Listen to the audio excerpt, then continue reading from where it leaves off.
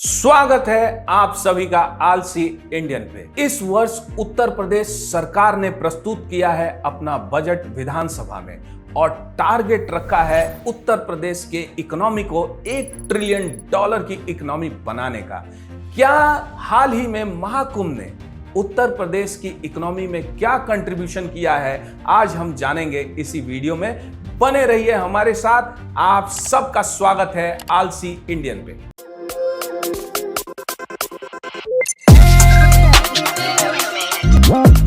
8,08,736 करोड़ का budget allocate किया है 2025 में योगी सरकार ने। हर 12 वर्षों में हिंदू मान्यताओं के अनुसार कई लोग भारत में एकत्रित होते हैं महाकुंभ में स्नान करने के लिए और महाकुंभ मेला में शामिल होने के लिए। ना ही ये एक धार्मिक आयोजन है, बल्कि इसके पीछे छुपा हुआ है एक बड़ा आर्थिक पहलू भी। महाकुंभ 2025 में पहले से बहुत ही बड़े स्तर पे हुआ और इसका श्रेय जाता है योगी आदित्यनाथ की नेतृत्व को। साथियों, इस बार महाकुंभ में 9,000 करोड़ रुपए के इंफ्रास्ट्रक्चरल इन्वेस्टमेंट रहे उत्तर प्रदेश सरकार की ओर से और माना जा रहा है कि इस बार कई गुना 2 लाख करोड़ तक भी रेवेन्यू जनरेशन कर सकती है उत्तर प्रदेश की सरकार। लगभग 63 करोड़ लोग आए इस महाकुंभ मेले में और कई अंतर्राष्ट्रीय और राष्ट्रीय सेलिब्रिटीज भी शामिल हुए महाकुंभ के इस पावन सेलिब्रेशन में, जिनमें प्रमुख नाम रहा अक्षय कुमार, कटरीना कैफ, विकी कौशल और हेमा मालिनी का। इंटरनेशनल जगत से भी कई लोग आए, कई इंटरनेशनल सेलिब्रिटीज भी पहुंचे, जिनमें प्रमुख नाम रहा लॉरेन पावल जॉब्स का। ये स्टीव जॉब्स की बीवी हैं। इन्होंने भी हिंदू मान्यता के अनुसार गंगा में स्नान किया और पूजा अर्पण की। कई देश के डिप्लोमेट्स भी शामिल हुए इस बार 2025 के महाकुंभ मेले में और इसका श्रेय जाता है योगी आदित्यनाथ को। जब इतना बड़ा इवेंट कोई ऑर्गेनाइज करता है तो 2 प्रमुख चीज का ध्यान जरूर रखना पड़ता है साथियों। उनमें से एक है सैनिटेशन और दूसरा है सिक्योरिटी। उत्तर प्रदेश में योगी सरकार ने कई हजार कर्मी लगाए थे सैनिटेशंस के लिए और वर्ल्ड रिकॉर्ड भी बनाया। 15,000 सैनिटेशन कर्मियों ने साफ किया एक साथ मिलकर 10 किलोमीटर का रोड। और सिक्योरिटी की बात ही ना करें साथियों, उत्तर प्रदेश ने यह साबित करके दिखाया योगी जी के नेतृत्व में कि वहां की सिक्योरिटी व्यवस्था में एक परिंदा भी पर नहीं मार सकता था। कई लोग आए, कई लोगों का तांता रहा। जहां 63 करोड़ लोग आते हैं एक छोटे से शहर में, उस शहर का कंजेशन लेवल किस लेवल पे जा सकता है आप जान सकते हैं साथियों।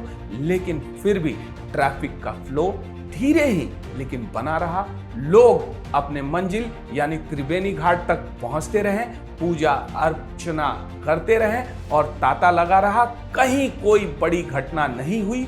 लेकिन अफरा तफरी में मुझे खेद है, दिल्ली जैसे शहर में भी कई लोग ट्रेन को बोर्ड करने के लिए मारे जाते हैं। हमारी सरकार को इस पे सोचना चाहिए था। जब इतना बड़ा प्रोग्राम और इतने बड़े इवेंट को आप आयोजित कर रहे हो तो ट्रैवल कहां से लोग करेंगे, उसकी सुविधा जो है वो प्रोवाइड करनी चाहिए थी रेलवेज को और रोडवेज को। भारत में महाकुंभ के अलावा ऐसे कई धार्मिक स्नान हैं जिनका और भी महत्व है। जैसे कि आप जानते हैं, महाकुंभ केवल 12 साल में 4 शहरों में होता है, जिसमें प्रयागराज, हरिद्वार, उज्जैन और नासिक हैं। वहीं एक ऐसा स्नान है जो हर साल होता है, वो है गंगा सागर में स्नान करना, जो आयोजित करती है बंगाल की सरकार और वो होता है सागर आइलैंड पे। महाकुंभ जैसे इवेंट ने कंट्रीब्यूट किया है उत्तर प्रदेश की इकोनॉमी में कई फोल्ड। लेकिन वहीं ममता सरकार कभी पब्लिश नहीं करती है गंगा सागर में हुए इकोनॉमिक एक्टिविटीज को। सालाना 1 करोड़ लोग शामिल होते हैं गंगा सागर के मेले में। क्या ममता बनर्जी सरकार को योगी आदित्यनाथ सरकार से सीख लेनी चाहिए और हर साल भव्य रूप से मनाना चाहिए गंगा सागर का मेला, ताकि बंगाल की इकोनॉमी में भी वो इम्पैक्ट पड़ सके जो उत्तर प्रदेश में इस बार महाकुंभ ने इम्पैक्ट डाला है।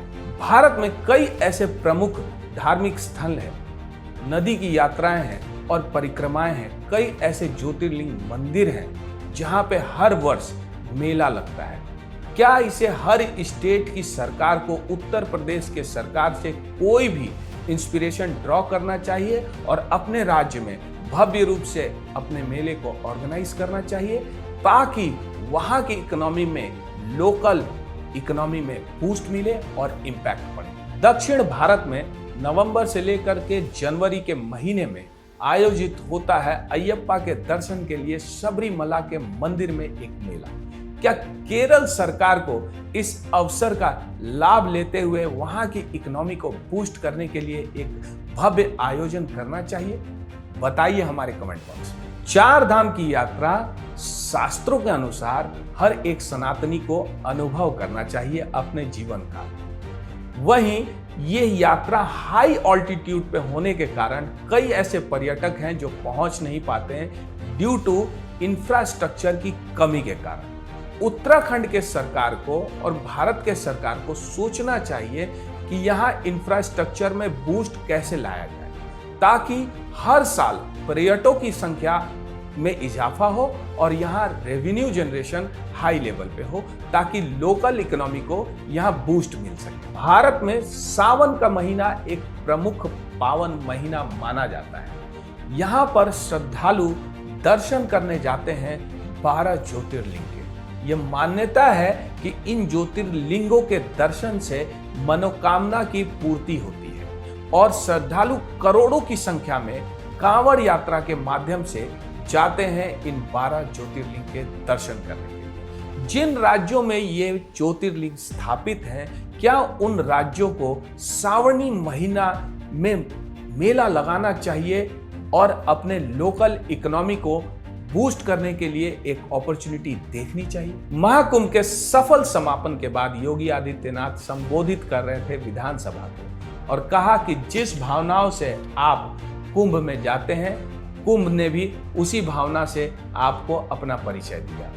यानी कि चंदन विष व्यापत नहीं, लिपटत रहत भुजंग। इस बार जितना क्रिटिक और जितनी भी आलोचना झेलनी पड़ी है योगी सरकार को, उतना ही बेहतरीन प्रदर्शन रहा है महाकुंभ में योगी सरकार का। किसी ने सच कहा कि महाकुंभ में जिसने जो तलाशा उसको वह मिला। गिद्धों को केवल घास मिली, सुअरों को गंदगी मिली, संवेदनशील लोगों को रिश्तों की खूबसूरत तस्वीर मिली, आस्थावानों को पुण्य मिला, सज्जनों को सज्जनता मिली, गरीबों को रोजगार मिला, अमीरों को धंधा मिला, श्रद्धालुओं को साफ सुथरी व्यवस्था मिली, पर्यटकों को अव्यवस्था मिली, सद्भावना वाले लोगों को जाति रहित व्यवस्था मिली, भक्तों को भगवान मिले।